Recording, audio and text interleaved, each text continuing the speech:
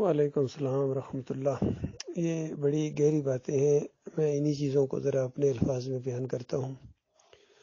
دیکھیے، ڈاکٹر عثمانی رحمۃ اللہ علیہ کی جو دعوت ہے نا، یہ اللہ کا بڑا فضل و کرم ہوا ہے انسانیت کے اوپر کہ قرآن جو اپنی اصلی حالت میں موجود ہے، اس کی تشریح اپنی اصلی حالت میں موجود ہے، ان لوگوں نے، فرقہ پرستوں نے اور ان کے اکابرین نے اس کے اوپر جو دھول ڈال دی تھی اور اس کے اندر اپنے باطل نظریات کو شامل کر دیا تھا، ان کو ڈاکٹر صاحب نے آئینہ دکھایا ہے اور ان باطل نظریات کو پیچھے ہٹایا ہے صرف، باقی تو قرآن و حدیث رہ گیا۔ تو ڈاکٹر صاحب نے یہ چیز ثابت کی ہے کہ دیکھو، اللہ کا وعدہ بالکل سچا ہے، اللہ نے اپنے مومن بندوں سے وعدہ کیا ہے خلافت کا، اور ان کو اقتدار بخشے گا، زمین کے اوپر ان کو حاکم بنائے گا اور خلافت عطا فرمائے گا، ایک شرط کے ساتھ کہ وہ مومن بن جائیں اور وہ صرف اللہ کی بندگی کریں اور اللہ کے ساتھ کسی کو شریک نہ کریں۔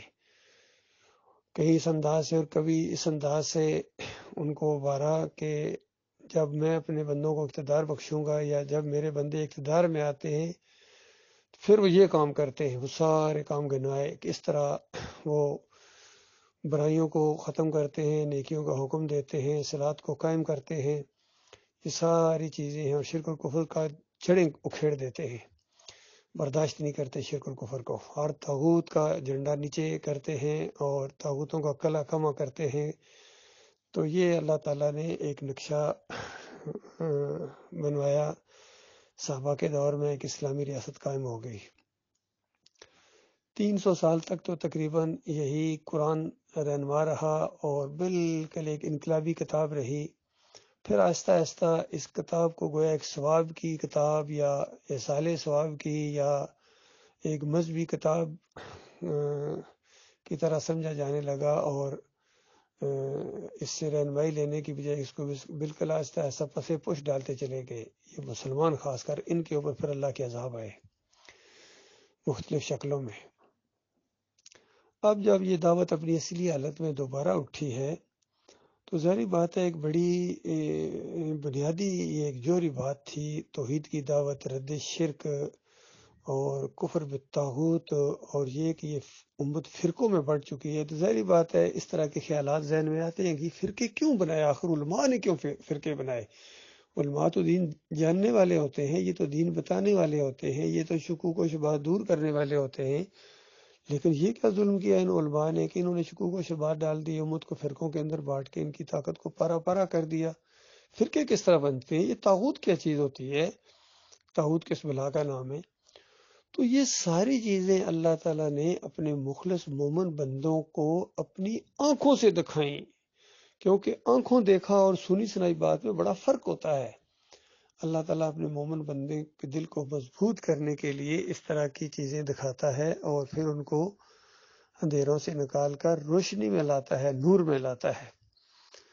تو اللہ کے فضل و کرم سے ہم نے اپنے آنکھوں سے دیکھا کہ فرقے کس طرح بنتے ہیں۔ یہ جتنے فرقے بن گئے اصل میں یہ فرقے ہیں، اور انہوں نے ایمان خالص کو اصل میں سمجھا ہی نہیں تھا، اور اسی وجہ سے اگر آپ ڈاکٹر صاحب کی تقریریں سنیں تو کئی موقع پر ڈاکٹر صاحب نے یہ بات کہی کہ کتنے لوگ ہیں جو عرصہ دراز سے ہمارے ساتھ چل رہے ہیں لیکن ابھی تک ان کو یہ بھی نہیں پتہ چلا کہ ہم کہنا کیا چاہتے ہیں۔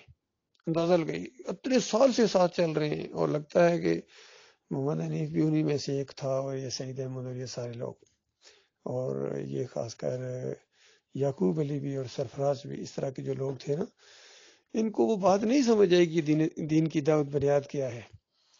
تو یہ نہیں، اس طرح ڈاکٹر صاحب کہا کرتے تھے کہ بے شمار لوگ ایسے ہیں جو ہمارے ساتھ چل رہے ہیں کتنے عرصے سے، لیکن ابھی تک ان کو یہ سمجھ نہیں آیا کہ ہم کہنا کیا چاہتے ہیں۔ تو اصل میں وہ اس دعوت کو نہیں صحیح طریقے سے سمجھے تھے، ڈاکٹر صاحب کی شخصیت سے متاثر ہو کے ساتھ مل جاتے تھے، لیکن اس دعوت کی روح کو وہ نہیں سمجھ پاتے تھے کہ یہ دعوت ہے کیا۔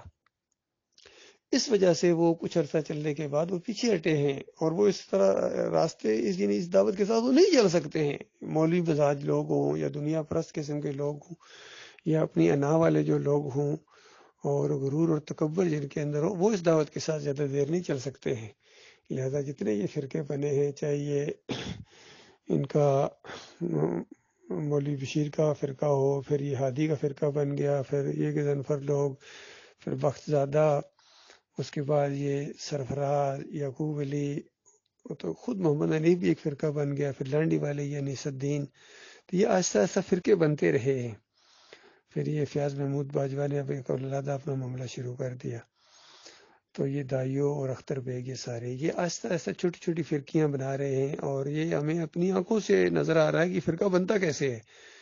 اور پھر یہ جو محمد حنیف کی شکل میں اور سعید احمد کی شکل میں دو طاغوت سامنے آئے ہیں، یہ طاغوت ہمیں اللہ تعالیٰ نے اپنی آنکھوں سے بنتے دکھایا ہے۔ پھر ہماری بھی ظاہری بات آزمائش ہونی تھی کہ ہم الحب للہ والبغض للہ کرتے ہیں یا نہیں کرتے ہیں۔ پہلے ان کے ساتھ جو محبت تھی وہ خالص اللہ کی رضا کے لیے تھی، جب تک یہ ایمان عقیدے کے اوپر قائم رہے اور جو اسی دعوت کے ساتھ رہے تو ہمیں بہت اچھے لگتے تھے، بہت اچھا، یقین کی قریبی رشتہ داروں سے زیادہ یہ عزیز تھے۔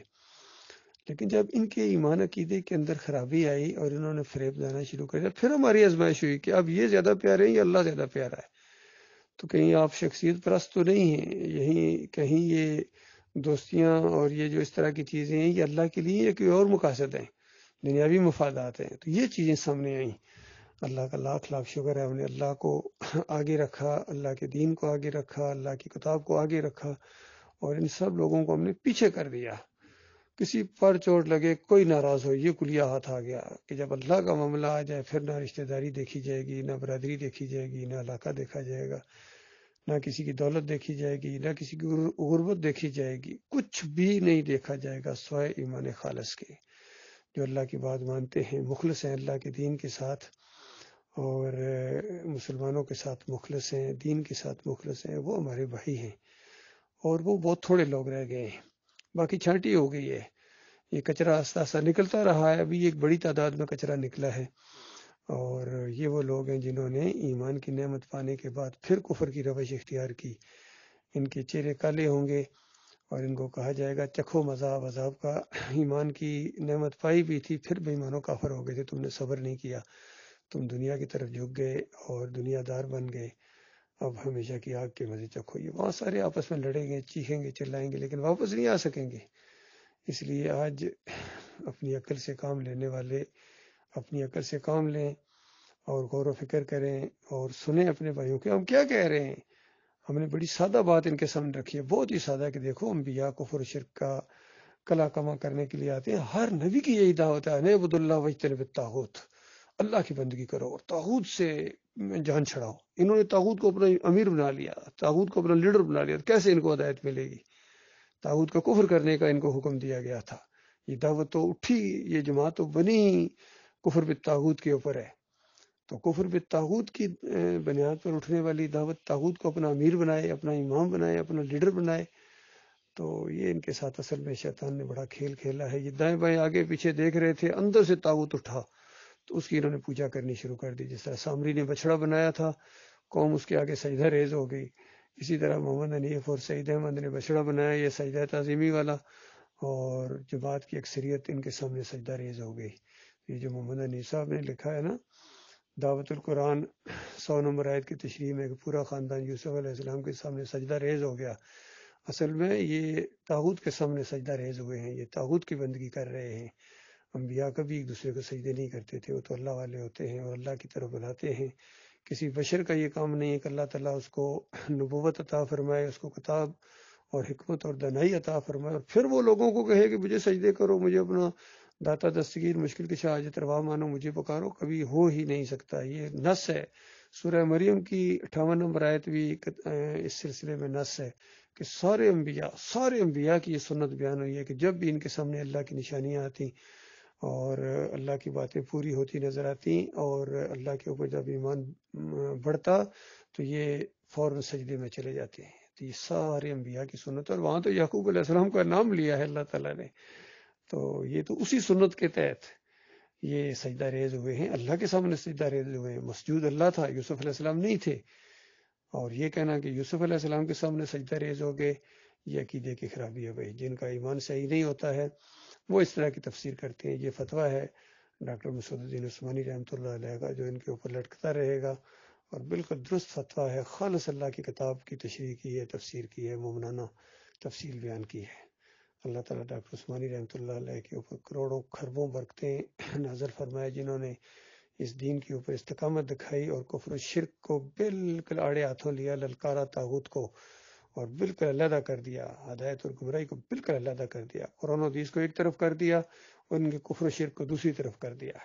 ایمان خالص کس طول پڑھیں، کس دوم پڑھیں، اسی طرح وفات ختم الرسل پڑھیں، عذاب برزخ کتاب پڑھیں، اور یہ مزار یہ میلے پڑھیں، فلاح کا راستہ پڑھیں، اللہ کا گھر اور یہ درگاہیں پڑھیں، واسطے وسیلے کا شرک پڑھیں، تعویذ گنڈا شرک پڑھیں، جہاں را انقلاب دیگرے دے پڑھیں، اور بھولا سبق پڑھیں۔ یہ ڈاکٹر صاحب کی کتابیں ہیں، اور کفر و شرک کے اوپر ایسی چوٹ ماری اس اللہ کے بندے نے، اس کی جڑ کے اوپر تیشہ چلایا اور بتایا کہ یہ سماع موتا کا عقیدہ، مردوں کے سننے کا عقیدہ، یہ شرک کی جڑ ہے جو احمد بن حنبل کے ذریعے اس امت کے اندر آیا ہے۔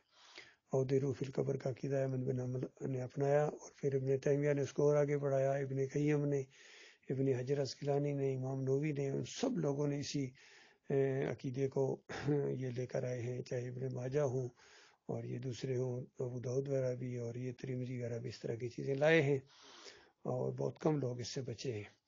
امام بخاری رحمۃ اللہ علیہ نے قرآن کی جو تفسیر کی ہے وہ بہت ہی زبردست ہے۔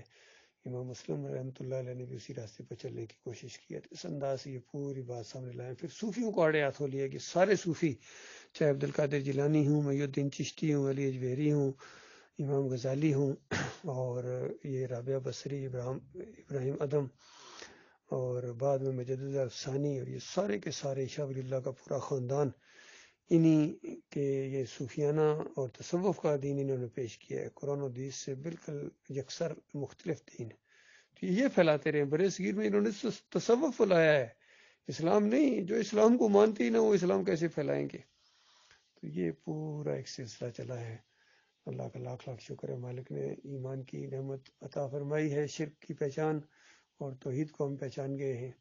انشاءاللہ اس کے اوپر قائم رہیں گے، اللہ تعالیٰ ہمیں قائم رکھے گا۔ ہمارے مالک بہت قدردان ہے، اور بہت ہی زیادہ وہ اپنے بندوں کی قدر کرنے والا ہے۔ اللہ ولی الذین آمنوا یخرجہم من الظلمات الی النور۔ اللہ اپنے مومن بندوں کا حامی و ناصر ہے، وہ ظلمات سے نکال کر نور میں لاتا ہے۔ نور میں اللہ تعالیٰ میں لے کر آیا ہے، اور گزشتہ 37 سال سے یہ نور بڑھتا چلا جا رہا ہے۔ ان بےایمانوں نے جو میرے خلاف کتاب لکھی، من النور الی الظلمات، اس کا ہیڈنگ بنایا انہوں نے، مضمون کا نام رکھا کہ گویا ارشد جو ہے وہ ظلمات میں چلا گیا ہے، یعنی اللہ کو سجدہ مانتا ہے۔ تو بتاؤ بے ایمانو، ڈاکٹر عثمانی رحمۃ اللہ علیہ کے بارے میں کیا خیال ہے؟ ادھر فتویٰ لگاتے ہیں، ان کو موت پڑتی ہے، اسی عقیدے کی وجہ سے وہ رحمۃ اللہ علیہ ہیں، جنت الفردوس کی کہتے ہیں، ہم دعائیں کرتے ہیں، اور اسی عقیدے کی وجہ سے ہمیں باغی و انتشاری کہتے ہیں۔ یہ ان کا دوگلا پن، یہ ان کا دوگلا پن۔ تمہاری دعاؤں کی ڈاکٹر عثمانی رحمۃ اللہ علیہ کو کوئی ضرورت نہیں ہے، مشرکین کی دعائیں کرد جاتی ہیں۔ ڈاکٹر صاحب کو جو اللہ نے عزت دی ہے وہ دے دی ہے، اور ان کو ایمان کی پہچان اب سمجھا جاتا ہے اس دور کے اندر۔ قیامت تک ڈاکٹر عثمانی کا جب نام سنیں گے لوگ تو ان کے ذہن میں یہی آئے گی کہ طاغوت کا دشمن عالم دین گزرا ہے، اور کفر و شرک کی جڑ کے اوپر تیشہ چلانے والا، اور توحید کا پرچارک تھا، دیوانہ تھا توحید کا، اور اس راستے میں وہ جم گیا تھا اللہ کا بندہ۔ اللہ کی توفیق سے اللہ تعالیٰ ہمیں بھی اسی راستے پر چلائے۔ اللہ تعالیٰ ہم سب کا ناصر ہے۔